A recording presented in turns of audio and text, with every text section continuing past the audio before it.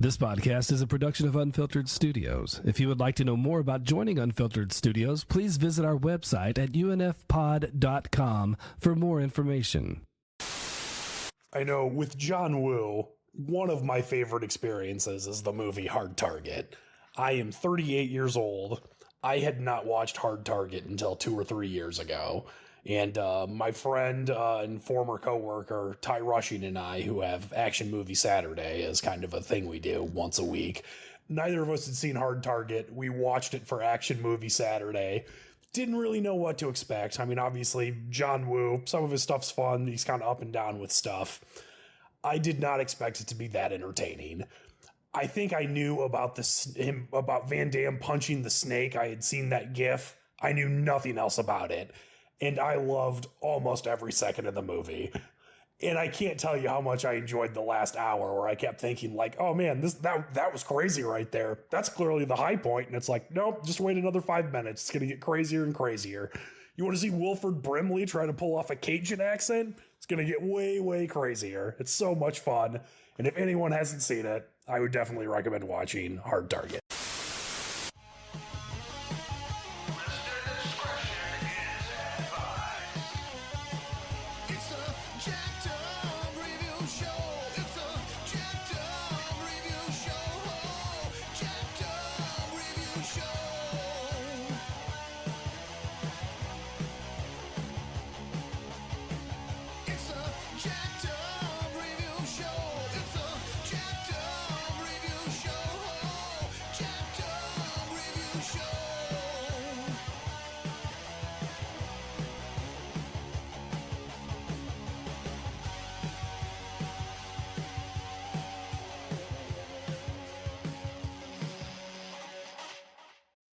Welcome all. We are doing multiple different chats throughout the year.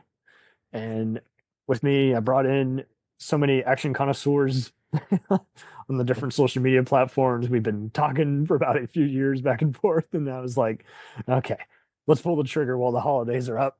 We can talk for hours about different ones and split them up into different chats. So first off, welcome to the show. Welcome, Corey, Danna. Welcome. Hi, thank you. Thanks for having me. Welcome. And we got Mr. Andersson. Yeah, Fred Andersson. Thank you. You can find him on Instagram under Schmollywood. And so first off, I'll just kind of let you guys, how did you get into different genres of movies? And were you always movie buffs, or did that come on later in life? It was pretty early along. You know, I kind of started out watching Godzilla movies with my dad Saturday afternoon, Saturday mornings. Saturday night movie. All these, I've always been an antenna channel kind of guy, and it was always funny. It's like, I've heard of this movie. I can't find it anywhere on tape or DVD. I guess I better set the tape once a year each time it's on. Well, the worst was catching a movie, not knowing the title. Yeah. And then just only remembering certain scenes and spending years and years trying to figure that out. I'm still hunting for this. There's this one about like this couple that covers up a girlfriend's accidental death at a party, and it was on one of the movie channels, so either Cinemax or HBO, circa 0203, and it was just so funny. Everyone was like, it's very bad things. I'm like, nope. This was a mid-budget kind of movie, like the kind from like Sony or Lionsgate. And they're like, and they were giving me sarcastic answers. And I was like, people, please reread. It is neither of those movies. Trust me. I don't know what it is. I don't know who was in it. And they're like, are you sure it wasn't one of those other stupid, lowbrow movies? I'm like, trust me, positive. It was a very dead serious movie. It wasn't a comedy. It wasn't an action movie, from what I could tell. And, I'm still on the hunt for it. I want to find out one of these days what it was. Even if it's not very good, like I want to find out what is it. It's like finding a piggy bank and just being glad, like, hey, I remember this from my toy collection, versus whether there's any actual, anything actually inside the piggy bank, Sorry, I'm going back and forth with my metaphors. But it's just interesting. It's like, I know I've seen this movie. I don't know where, maybe it was a preview on a Paramount box set. Yeah. And So, yeah, you mentioned Fred. How about yourself? Well, yeah, You have a wonderful collection, and you're always just doing some fun posts. I'm like, oh my word! I didn't know there was an audience. I remember seeing that movie at a video store before the Tubi era. well, I believe my collection now is up to like between 6,000 and 8,000 titles. So, and I have a tendency to buy everything I like. Oh wow! In the slide, even if I just like it a little bit, I feel I need to own it. So I'm a little bit of a hoarder, to be honest. So it's kind of, I have stuff everywhere here in the living room, and I have in the basement, and I began in the basement. In the basement, yeah. I began collecting VHS tapes in the 80s, and nowadays it's just Blu-rays. But I still have most of them since my childhood. Here's the thing. I began my movie watching career or movie collecting career in a very specific way, because I don't want to go dark and serious here, but I was raised in a very, very strict religious community. Mm-hmm. And this was in Sweden during the 80s. So you had this whole video violence hysteria, the panic. Just like the video nasties in Britain. Yeah, exactly. I'm sure, Corey, you know about how they would nunchuck from a movie, even if it was just in the background. It's like, you can't see that.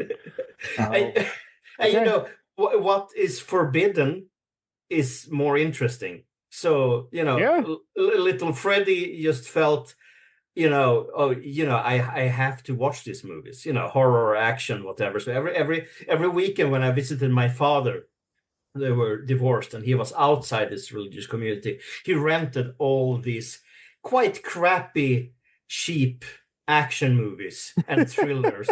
And I love them. I mean, I seriously love them. I think they were great. So it's fun. That's great. That's I'm with you on that one. Yeah, they had a charm. The best part was when my folks would bring a movie home, and even if it was safe to air, they're like, it's keep in mind, guys, it's PG by 80 standards. That doesn't mean anything. But what was always so fun was just, I learned early on, nostalgia is one hell of a drug. Like in my mind, like even if it was a kid's movie, if I didn't want to rent it after seeing it in theaters, I could already tell, it probably wasn't that great, or it was a one-time watch, or it was, frankly, rather forgettable, regardless of the audience. So it's just always funny how they would bring a movie home and they're like, we used to watch this each time it was on HBO, or it was so cute and funny. And then we're just watching it, it's like, the laughs just aren't coming. It's way more serious than I remember, or it's not as violent as I recall, but it's just not pleasant. It's just always funny having to, you do kind of question your brain, it's like you knew you were in your right mind, but somehow it just didn't deliver like you recall it being. You're like, maybe I'm just a grouch. I don't know. No, I mean, it's funny how the memory works. I mean, in a slightly related How did I not way. see the most obvious plot twist?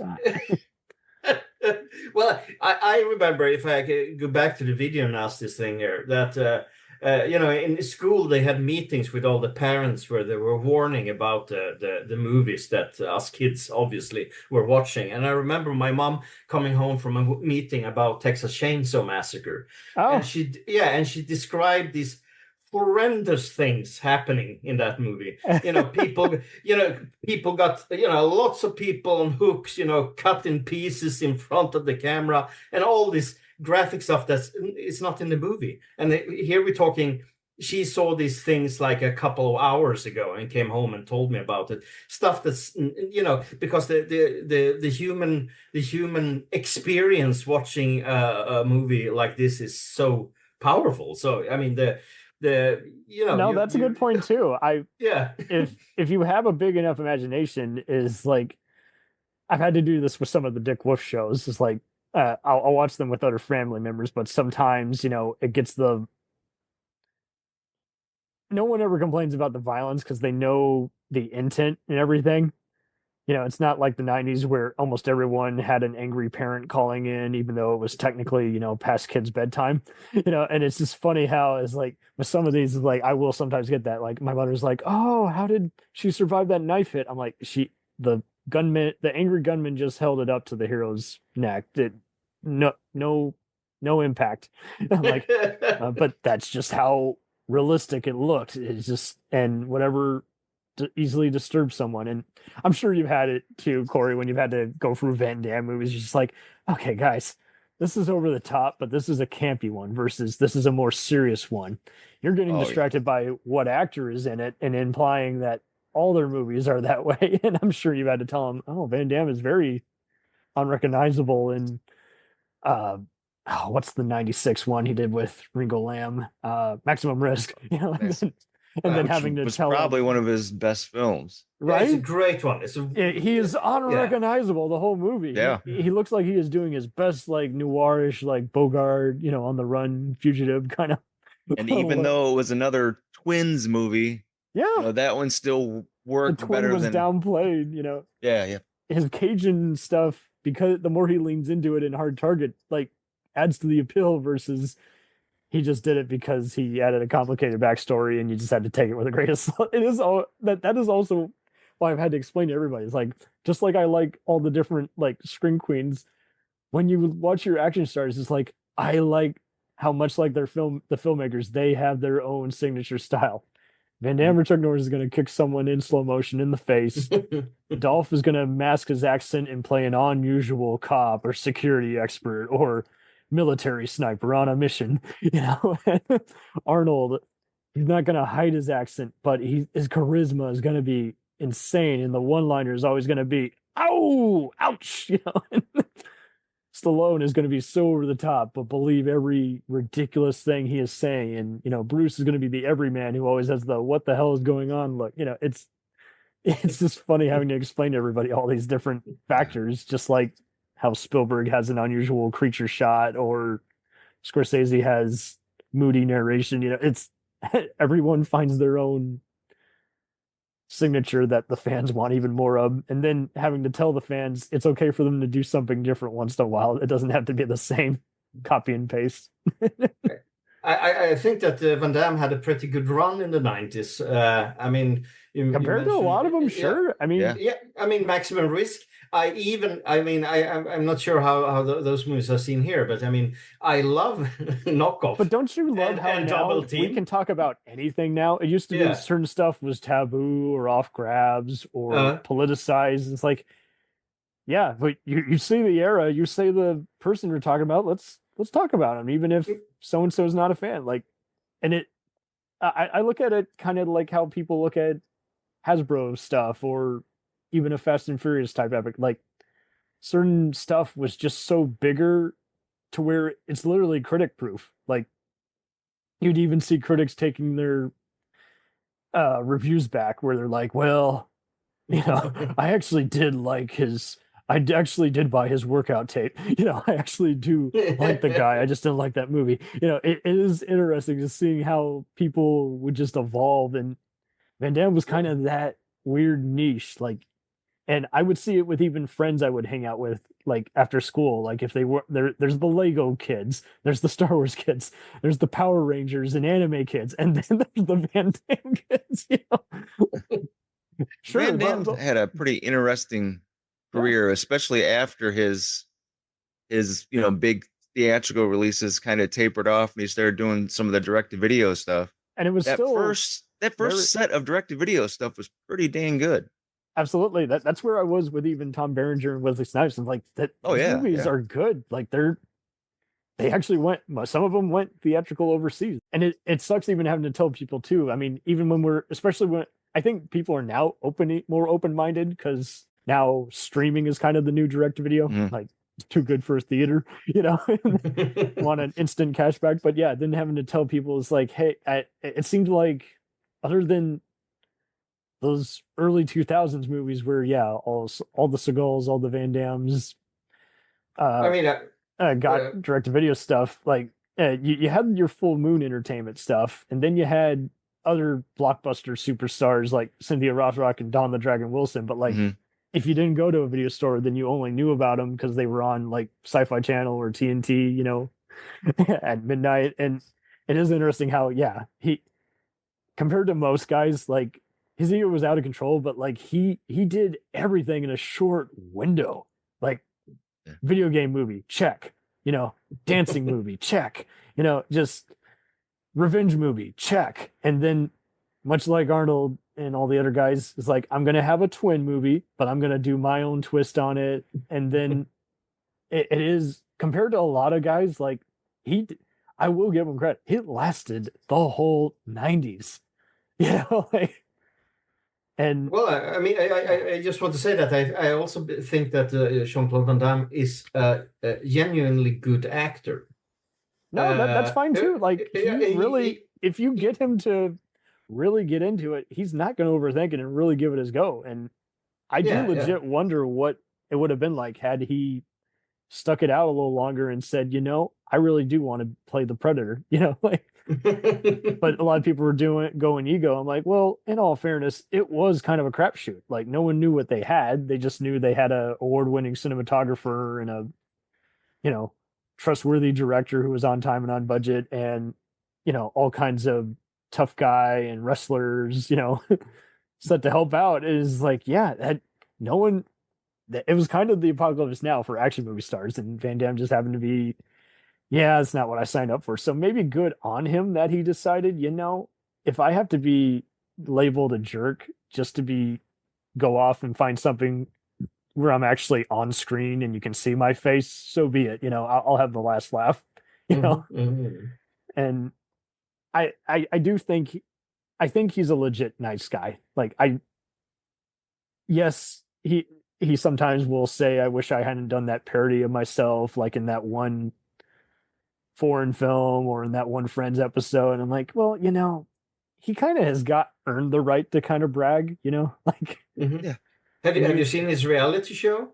Yeah, I did see clips of that. Yeah, I think it's quite lovely. He's crying and his small dogs, and it's quite cute. You know, I think I remember his Howard Stern interview, which you can still find on YouTube, and he was having a blast, even just breaking down how serious he takes himself versus people who only, you know, the guys like him just for the kung fu and the girls like him because of his looks. And it was just interesting having him just say, I'm always finding the excuse to find ways for people to take me seriously. And it's just funny how even people who don't like him kind of admire him, if that makes sense. Like I rarely see anybody just saying, I just don't like him, and I've only seen like a few of his movies. It's interesting.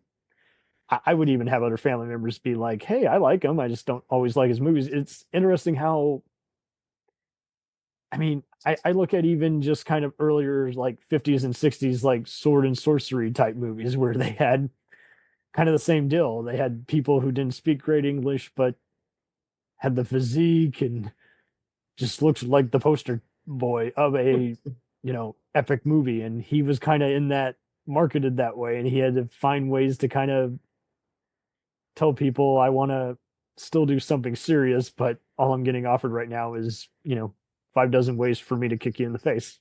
Yeah, I kind of learned a lot about Van Damme when I was working with Sheldon Lettich on our book. You know, 'cause he did so many films. Kudos on that book, dude. Like, you were getting so detailed with the stuff. Sean Malloy of the Dolph Lundgren, you know, I Must Break This podcast even contributed. And I mean, Bloodsport is an 80s classic. Like, it's still talked about. And it's funny how it's kind of in the foreground when people think of Karate Tournament or Fight to the Death kind of movies. People like to go to just Karate Kid or like Running Man. It's like, yeah, but eventually Bloodsport's got to be in that top 10 list somewhere. Like, it's kind of crazy, like how long of a lasting effect that Bloodsport had, like not only on like the martial arts genre of film, you know, the tournament films, plus we're just talking just pop culture in general. There's references to Bloodsport, and it's just as popular now as it was, you know, even more so now than it was then. I think you're right, especially because like when I see someone coming up with like a narc or prison kind of thing. Like you see not only him kind of replicate this in other stuff like kind of Death Warrant, but then just other stuff in general. Like even a Point Break kind of movie is like, yeah, it's just it's kind of how I look at like with Jeff Speakman, like with The Perfect Weapon, but like someone didn't stop him ahead of time at the same time. Like, you know, Speakman, unfortunately, some people complain because they only saw like his first few movies before he did kind of made for TV kind of movies. But like he was in the unfortunate position where, you know, he had to if you really want a great interview with him, listen to Podcasting After Dark's recent interviews with all those 90s, 80s martial artists. You'll love his interview because he reconfirmed a lot of the whole, you know, I had an unreliable, you know, manager who was asking for too much money and angering all the people at Paramount. And then you had a director who wasn't very competent at his job, but because of the contract he worked up, he actually couldn't technically get fired. They could only hire, you know, other reliable directors to check in on him. And then me having to design all the fights in a way where they work for the story, and he kept wanting to design stuff that would not only not work for the story, but would also disrespect my master. So like, imagine all three of those factors having to work at once and you having to do your best work. And fortunately, Van Damme, I never heard anything about his managers being impossible or him being a jerk at a screening premiere. It seemed like he was always, you know, he might do shenanigans or be high on drugs, but that's pretty good compared to, you know, I'm flat out just punching a stuntman just to belittle him, or like someone who I won't mention, or just overthinking everything to where everyone's like, you know, forget I even asked you to do the movie. You know, like he's just always just like, I want to do this, but I want to customize it a bit, even if it doesn't work. I love the beef he had with Dolph Lundgren, you know, in front of the camera. That was so funny. It's like, yeah, it's we're going to be fighting each other's, and everyone thought it was real. And it's like, guys, it's just us promoting it. And yeah, it was like, do you actually die in the movie? Well, go on inside and find out. I'm just playing dead right here while we promote it.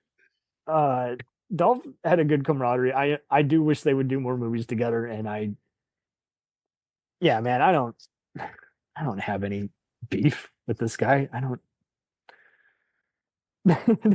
but I'm glad I finally invited you guys on this because I knew you guys were JCVD guys, and it is interesting how even people who haven't seen his movies, like they know some of the different quotes from his films because they've been restated in video games. A friend of mine commented once that the reason why he loves Jean-Claude Van Damme so much is that Jean-Claude is always smiling in his movies. You know, that's a good point. Yeah, during the 90s, all the action guys, they were going to be stone, you know, really, really serious and hard. But Van Damme, he always smiled a little bit. He poked fun at himself. There was, and I think that made him a very, very sympathetic actor and made his characters way more interesting than many of the other guys. Instead of just, foreignly trained boxer or the the KGB guy who's on the run, or just the billionth fugitive who's like, I didn't kill my wife. You know, it's interesting how he was.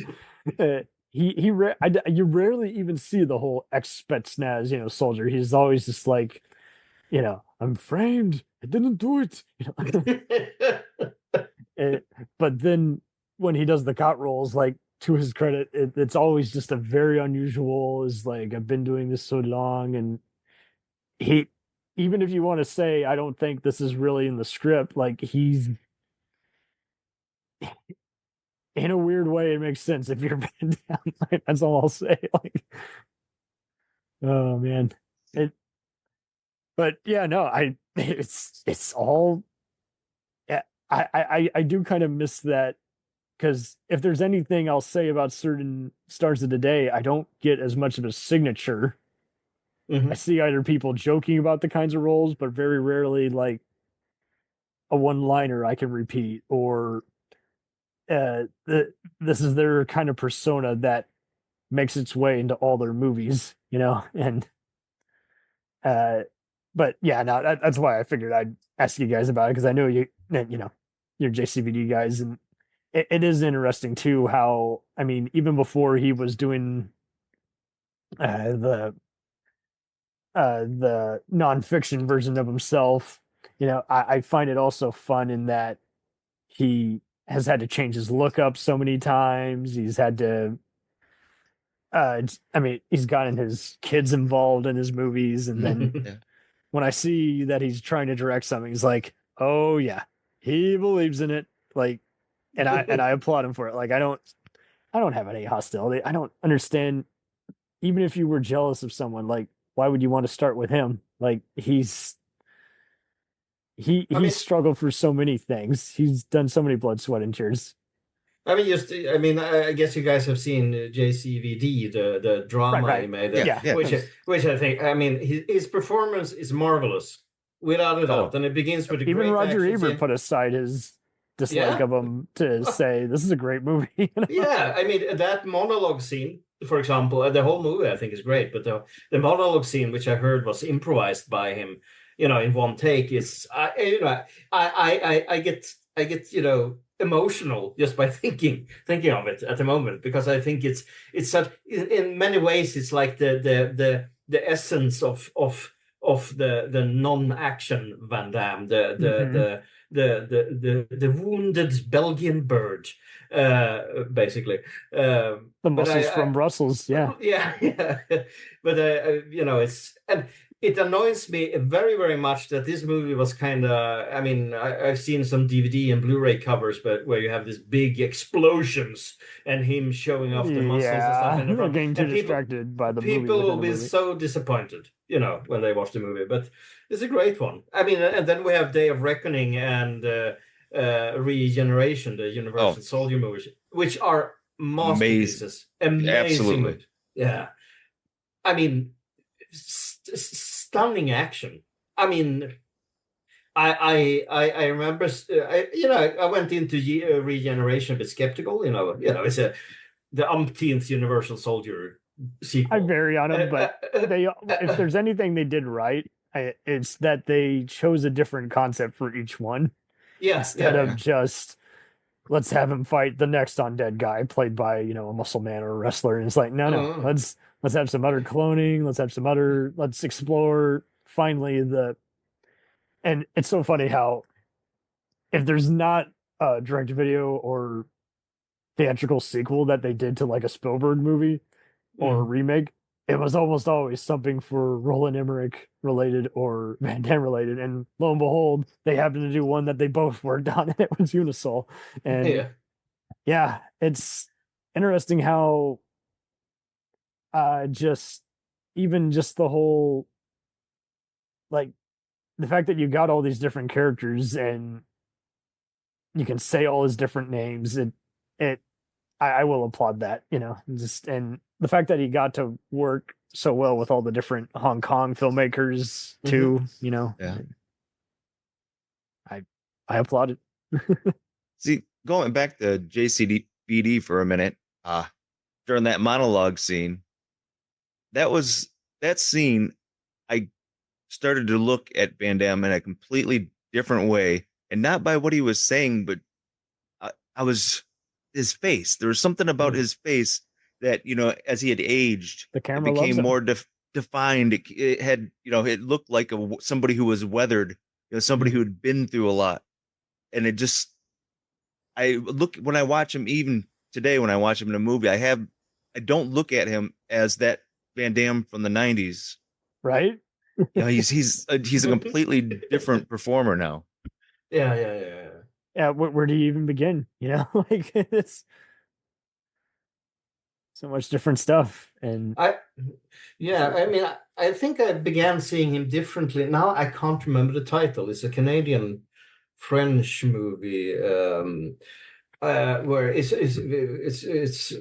there's some Hong Kong actors involved. I don't remember it now, but it has this very, very, very almost Lynchian feeling, David Lynchian feeling, with a yellow tint of it. Oh yeah, and it's a very dark movie, and it's brutal at times, and but then you have like Van Damme in the center, and I remember I was going into it expecting just another direct-to-video action movie, and I got like, what is this? Like it's some kind of Lost Highway, but more mainstream, or some kind of threat. It reminded me of like Gaspar Noé, the French director. Yeah, Gaspar Noé. Yes. Yeah, the style of it and everything. And I can't remember the title. I'm so sorry.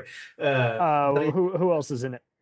It's I might know. I've seen a bunch of stuff. So. Yeah, if you just give me a second here. You can... no, stop. I'm sorry. I kid. No deadline. Yeah, now I'm getting nervous here because I'm, it's all good. I'm old, so my sci-fi-ish. My memory. No, it's not sci-fi-ish. It's called. I'm soon there. I'm getting closer. Enemies closer? No, it's not that one.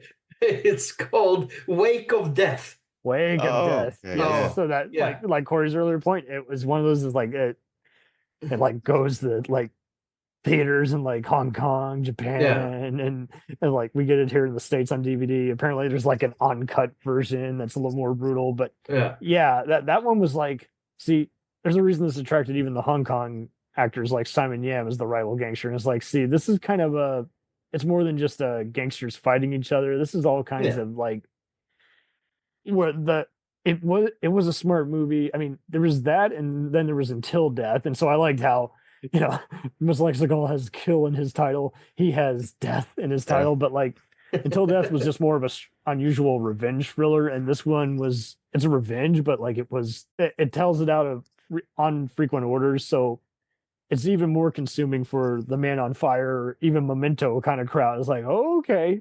Mm-hmm. So this is what set off this whole deal and why everybody's retaliating, and even those who shouldn't be affected are technically impacted. And yeah, it was a very atmospheric movie. And I think this is it. Like, kind of like just with any other actor, like I went through the video store. I would go after all kinds of people. And it's like, if I recognized that character actor, even if they only had a few mainstream movies, it's like, they picked just very captivating movies, regardless of their budget or quality. Like Tony Todd, rest in peace, Lance Henriksen, Michael Ironside, Ernie Hudson, Robert Patrick. And yeah, it's just all kinds of actors. And yeah, he had his share of where it's like, see, I applaud someone who can be their own kind of unique, like they're not trying to be like the other guys. Like, yes, you could probably look at his earlier stuff and be like, he was kind of taking similar working scripts that Stallone was using, but then he ultimately went his own route that he wanted to do, instead of, I can't be me. I got to be like the other guy, who I'm competing for the box office and fame. And unlike the other guys, it definitely wasn't an Arnold versus Stallone thing. Like, he was always just like one of the better known ones. So I was never surprised when, and don't you just love how he finally was able to work with some of the guys who were kind of basing their careers off of him, like the Daniel Bernhardt guy who was in the Bloodsport sequels was finally a bad guy in some of his movies. I'm like, see, that's fun. Daniel Bernhardt's come a long way. He really has. I always thought he was just going to be that goofy but fun kind of Swiss, fighter guy who I saw on Mystery Science Theater and on the Mortal Kombat show and everything. Like, no, he's come a long way. And who would have guessed he'd be a fight scene coordinator on movies like Creed 2 and be a John. Well, he's one of the only, direct-to-video action stars who's in mainstream Hollywood films now. Right? And it's like, and I keep wanting Dawn the Dragon Wilson to finally do just something that everyone can see. And unfortunately, I've never had any luck with that. I'm like, well, you might have seen those Blood Fist movies. He's in a Batman movie, but he's, he's in makeup. You wouldn't recognize him. And Bernhardt is probably one of the few, and that's not counting any of the stuntmen who've been around forever, like James Yu or Simon Ray. You know, Yeah. yeah. Kudos to him. And when you see any of these guys doing seminars where they're speaking or training each other, that's just always kind of like JCVD's smile. I'm tickled by that as well, because I'm like, see, these guys like to just kind of share their skill sets in a fun, relaxing, friendly way instead of pay me money to be here for 2 hours. I could care less. You know, there's a sense of fun. And yeah, I can't talk smack about this guy. I got no beef. And I do find it funny how even people who never followed him eventually did come across some movie he did eventually. Like everyone in high school I knew liked Hard Target, and it's such a great movie. Yeah, every sci-fi and the uncut version is even better. It's finally the way it was meant to be seen.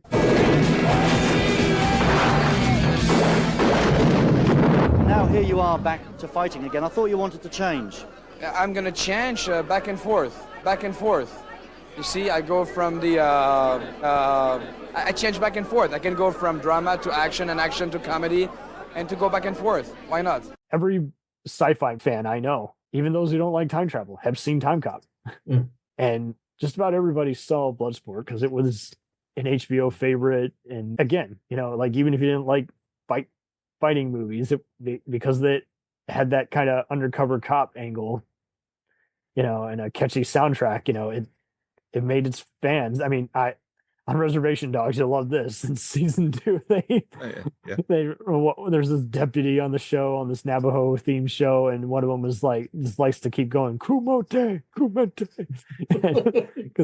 and they're like, oh, that's right, you are a Van Damme fan, and he's like, so, and so I just love how it's like you never know.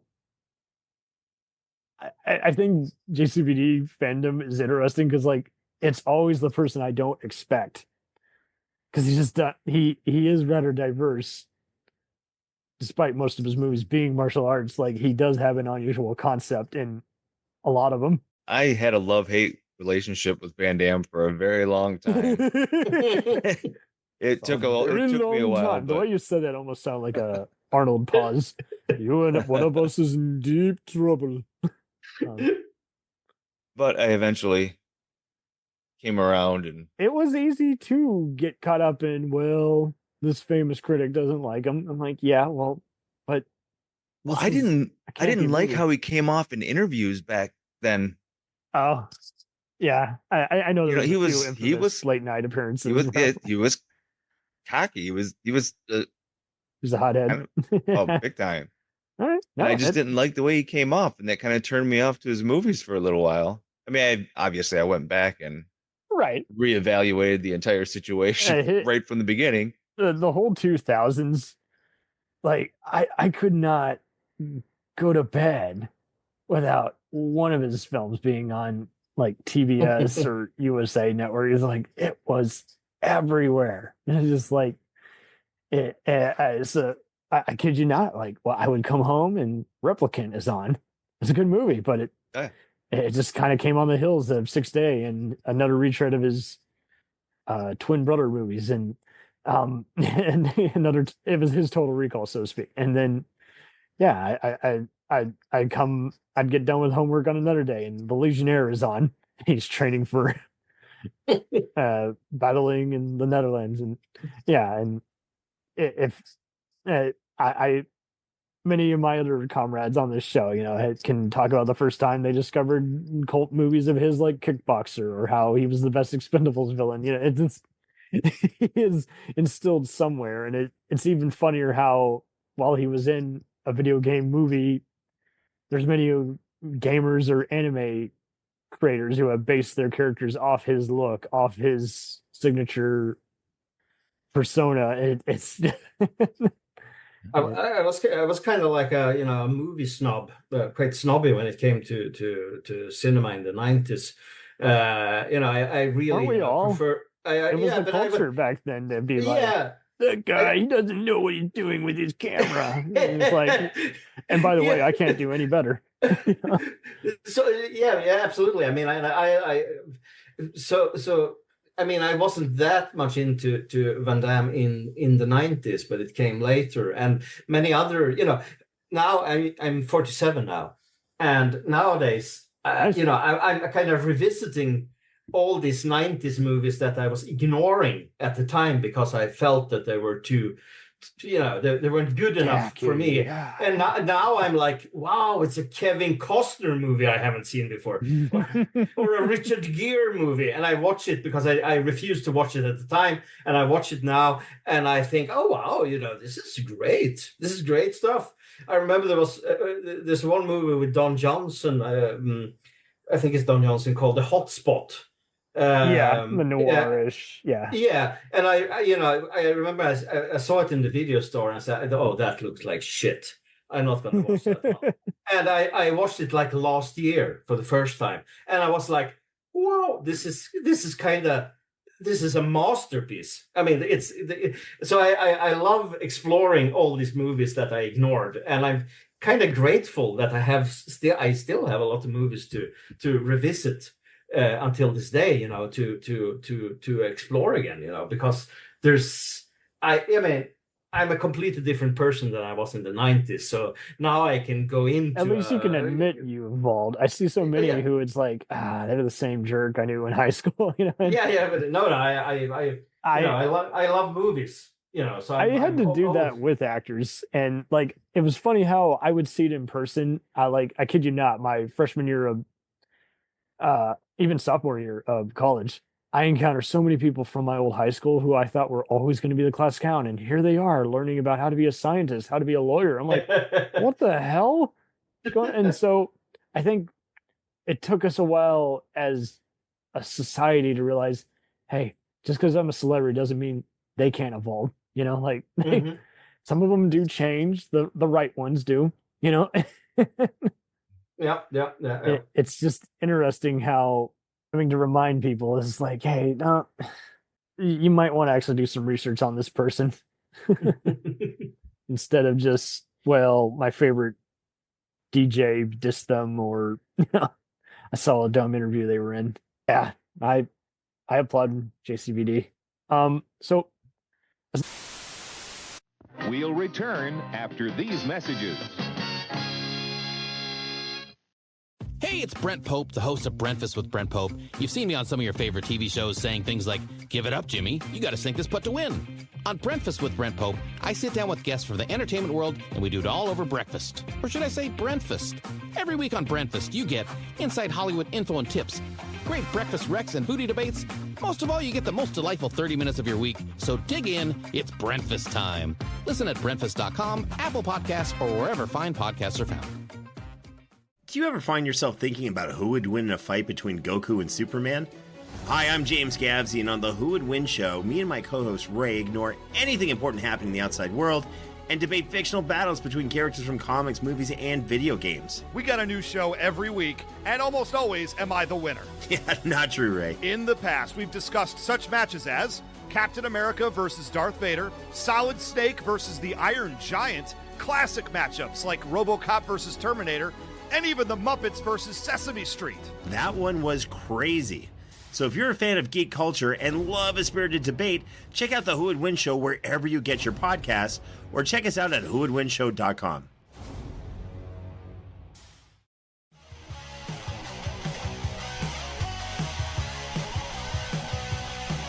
Follow us on the web on Facebook, Twitter, and Instagram.